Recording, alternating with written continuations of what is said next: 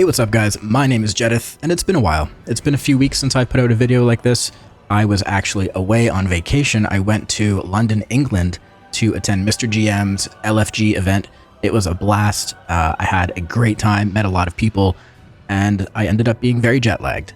So that was kind of why I've been away the past couple weeks, but I am back and we're going to be making some videos over the next few weeks, over the next couple days. There's some big things happening in terms of corruption coming out tomorrow. So today we're going to talk about the puzzling cartel chips. And I know this video is coming a little late.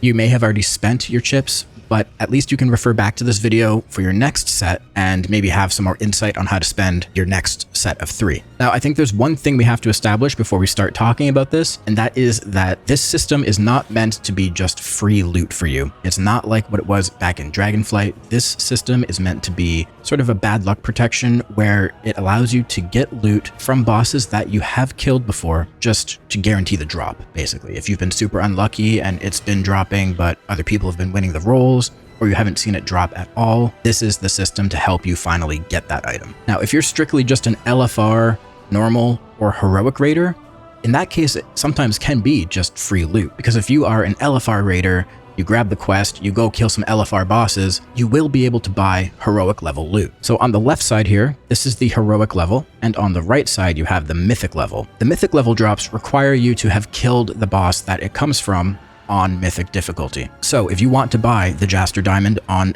mythic, you do have to have killed Gallywix in the past. And those kill credits are not account-wide. They're not shared across all of your alts.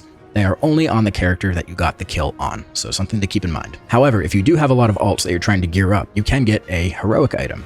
Just hop on an alt, grab the quest, like I said, go do LFR and get your 3 chips, and then you can buy a pretty nice item. But okay, let's talk about how you should spend your puzzling cartel chips as a Havoc Demon Hunter. There's really only a couple items that you should even be considering. Whether or not you take those items is going to be dependent on a few things that we'll talk about. So the top priority item always is going to be the Jaster Diamond, whether you can get it on mythic or heroic. And I'm sure everyone's dying to replace their Circe's Circlet.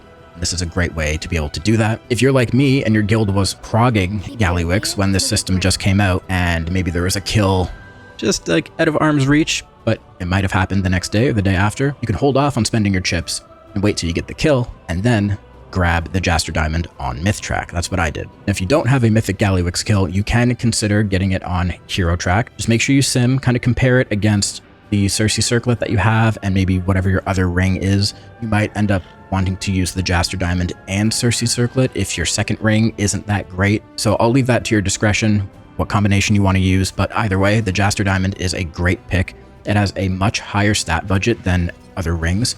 You can see my Myth Track one has 6,606 mastery. And one thing to keep in mind is that this ring actually undersims a little bit by around like 8k or so single target, because the sims aren't accounting for the shared stat portion of the proc on that ring. So keep that in mind. Now, also as a Havoc Demon Hunter, the other item you want to consider as maybe your number 2 choice or your number 1 choice is the Capo's Molten Knuckles. And again, get them on Mythic if you can. If you can't, grab them on Heroic. They're still good on Hero Track. And this weapon is going to be particularly good for Havoc Demon Hunter because it does have a damage proc on it. And we all know the way that Havoc works with Know Your Enemy gives you critical strike damage equal to 80% of your critical strike chance. Anytime you crit with anything on your character, whether that's your character's abilities or procs on a weapon, that crit damage is modified by Know Your Enemy. Weapons with procs on them tend to be pretty good for us. So that's why this is going to be your second choice. It's going to be a high item level weapon, which is always just a great first choice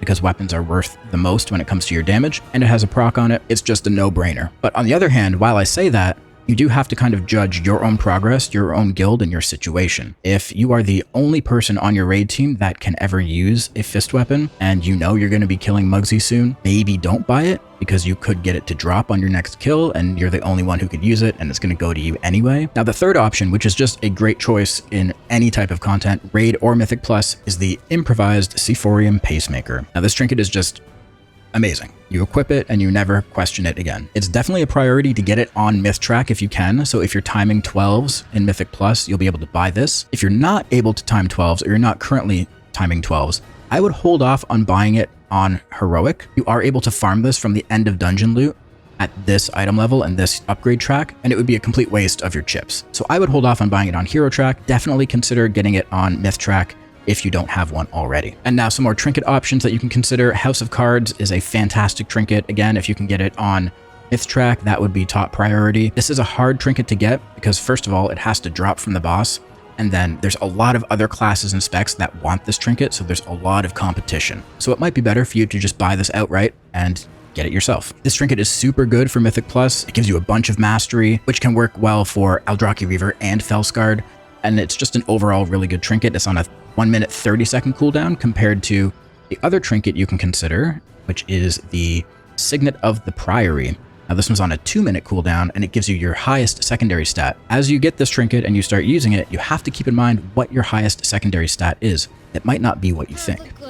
The way to see which stat is your highest is not to look at the percentages, to look at the actual value. So we can see we have 17.3k critical strike, we have 7.9k haste, mastery, we have 20.2. So if we were to use Signet of the Priory, it would give us a big mastery buff. However, if we had slightly different stats and maybe crit was higher than mastery, then using Signet would give us crit, which isn't bad either. That is not a bad thing. It's just something to keep in mind. Okay, and now one final note that I want to make about this system. I would highly recommend avoiding buying Eye of Kazan. Reason being, this trinket gains power the longer you're in combat. You definitely don't want to use it in Mythic Plus. When it comes to raid, it ramps up to its full potential at least 5 minutes.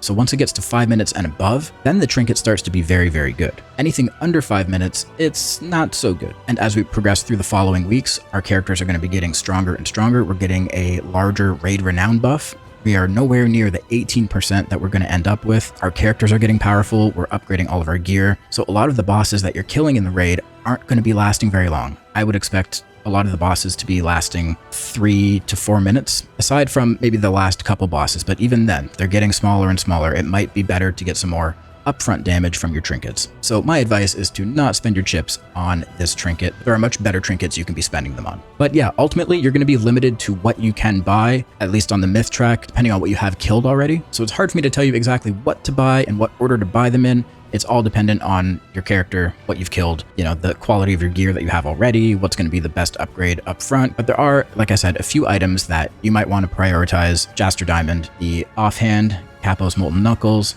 and then one of the trinkets, so House of Cards or Signet of the Priory. And then Sephorian Pacemaker obviously is an excellent choice. I happened to get one just from my Great Vault a couple weeks ago, so I don't have to spend my chips on that. You may not have been as lucky. All right, thanks for watching, guys. I appreciate it. I know this video is a little bit late, but yeah, we'll try to get back on the train and we'll be posting more videos. We got Corruption coming up. We got a lot of cool things on the horizon, so stay tuned.